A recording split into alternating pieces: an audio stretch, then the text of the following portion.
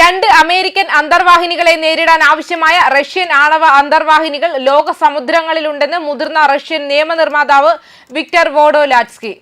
മുൻ Russian president Dmitry മെദ്വദേവിന്റെ അങ്ങേയറ്റം പ്രകോപനപരമായ പ്രസ്താവനകൾക്ക് മറുപടിയായി US അന്തർവാഹിനികൾ ഉചിതമായ പ്രദേശങ്ങളിലേക്ക് പുനർവിന്യസിക്കാൻ ഉത്തരവിട്ടതായി US പ്രസിഡന്റ് ഡൊണാൾഡ് ട്രംപ് പ്രഖ്യാപിച്ചതിന് പിന്നാലെയാണിത്.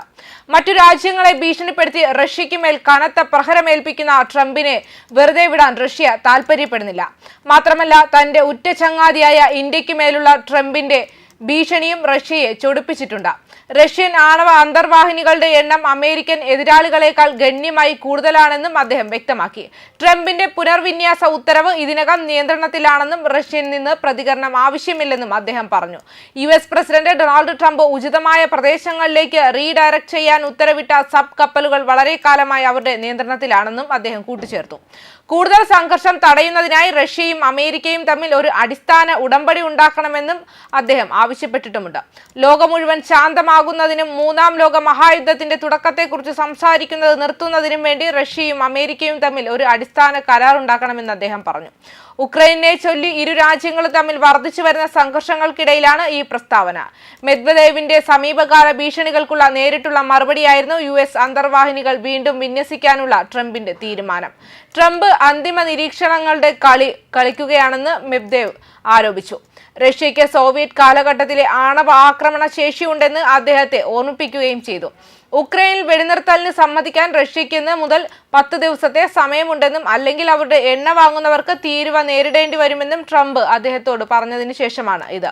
ട്രംപിന്റെ ആണവ അന്തർവാഹിനി പ്രസ്താവന ഇപ്പോൾ ഗൗരവമായി കാണേണ്ടതില്ലെന്ന് ഗ്ലോബൽ അഫയേഴ്സ് മാസികയിലെ റഷ്യയുടെ എഡിറ്റർ ഇൻ ചീഫ് ഫ്യോഡോർ ലുഖ്യാനോവ് വ്യക്തമാക്കി. ഈ കൈമാറ്റം തുടർന്നാൽ ട്രംപിന് ചില നടപടികൾ എടുക്കേണ്ടി വന്നേക്കാം. എന്നിരുന്നാലും ഇതുവരെ അത് വാക്കുകളുടെ തലത്തിൽ മാത്രമാണെന്നും അദ്ദേഹം ഊന്നിപ്പറയുകയും ചെയ്തു.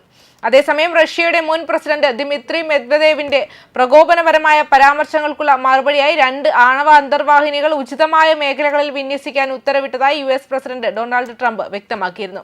തന്റെ സാമൂഹിക മാധ്യമമായ ട്രൂത്ത് സോഷ്യലിലൂടെയായിരുന്നു അദ്ദേഹത്തിന്റെ പ്രതികരണം. അഥവാ മെദ്വദേവിന്റെ പ്രസ്താവന ബുദ്ധിശൂന്യവും തീവ്ര വികാരം ഉണർത്തുന്നതിനും അപ്പുറമാണെങ്കിൽ അതിനുള്ള മറുപടി എന്ന നിലയ്ക്കാണ് തന്റെ നടപടിയെന്നും ട്രംപ് കുറിപ്പിൽ കൂട്ടിച്ചേർത്തു. വാക്കുകൾ ഏറെ പ്രാധാന്യമുള്ളവയാണ്. അവ പലപ്പോഴും പ്രതീക്ഷിക്കാത്ത പരിണതഫലങ്ങളിലേക്ക് നയിക്കാനിടയുണ്ട്. ഇത് അത്തരമൊരു സന്ദർഭമാകില്ലെന്ന് പ്രതീക്ഷിക്കുന്നതായും ട്രംപ് കൂട്ടിച്ചേർത്തു.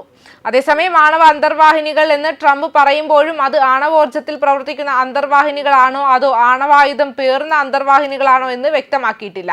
ട്രംപും മെദ്വദേവും തമ്മിൽ ഇക്കഴിഞ്ഞ ദിവസങ്ങളിലുണ്ടായ വാക്പോരിന് പിന്നാലെയാണ് US പ്രസിഡന്റിന്റെ പ്രഖ്യാപനം. മുൻ പ്രസിഡന്റായിരുന്ന മെദ്വദേവ് നിലവിൽ റഷ്യയുടെ സുരക്ഷാ കൗൺസിലിന്റെ ഡെപ്യൂട്ടി ചെയർമാനാണ്. യുക്രൈനിൽ വെടിനിർത്തൽ കരാറിലേക്ക് എത്തിച്ചേരാൻ റഷ്യയ്ക്ക് മുന്നിലുള്ളത് വെറും 10 ദിവസം മാത്രമാണെന്നും അല്ലാത്തപക്ഷം തീരുവ നടപടികൾ നേരിടേണ്ടി വരുമെന്നും ട്രംപ് പറഞ്ഞതായാണ് വാക്പോരിന് തുടക്കമിട്ടത്.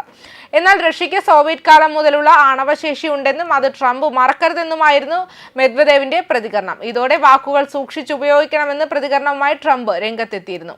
അതേസമയം പൊതുമേഖലാ എണ്ണ കമ്പനികൾ റഷ്യയിൽ നിന്നുള്ള ക്രൂഡ് ഓയിൽ വാങ്ങൽ നിർത്തിവെച്ചതായി റിപ്പോർട്ടുകൾ വന്നതിന് ഒരു ദിവസം കഴിഞ്ഞപ്പോൾ സർക്കാർ വൃത്തങ്ങൾ ആ അവകാശവാദങ്ങൾ തള്ളിക്കളഞ്ഞു. ഇന്ത്യയുടെ ഊർജ്ജ ഇറക്കുമതി വിപണി ശക്തികളുടെയും ദേശീയ താൽപര്യത്തിന്റെയും അടിസ്ഥാനത്തിലാണ് നടക്കുന്നതെന്ന് വീണ്ടും സ്ഥിരീകരിച്ചു. റഷ്യയിൽ നിന്നുള്ള എണ്ണ വാങ്ങൽ നിർത്തിവെച്ചതിനെ കുറിച്ചുള്ള റിപ്പോർട്ടുകളെ US പ്രസിഡന്റ് ഡൊണാൾഡ് ട്രംപ് സ്വാഗതം ചെയ്തു. ഇതൊരു നല്ല നടപടിയെന്ന് വിശേഷിപ്പിച്ചതിന് പിന്നാലെയാണ് ഈ പരാമർശം വന്നത്. രാജ്യത്തിന്റെ ഊർജ്ജ വാങ്ങലുകൾ വിപണി ശക്തികളുടെയും ദേശീയ താൽപര്യങ്ങളുടെയും അടിസ്ഥാനത്തിലാണ് നടക്കുന്നതെന്നും ഇന്ത്യൻ എണ്ണ കമ്പനികൾ റഷ്യൻ ഇറക്കുമതി നിർത്തിവെച്ചതായി റിപ്പോർട്ടുകളൊന്നും ഇല്ലെന്നും സർക്കാർ ഇന്നലെ നിലപാട് വ്യക്തമാക്കിയിരുന്നു. ന്യൂസ് ഡെസ്ക് കർമ്മ ന്യൂസ്.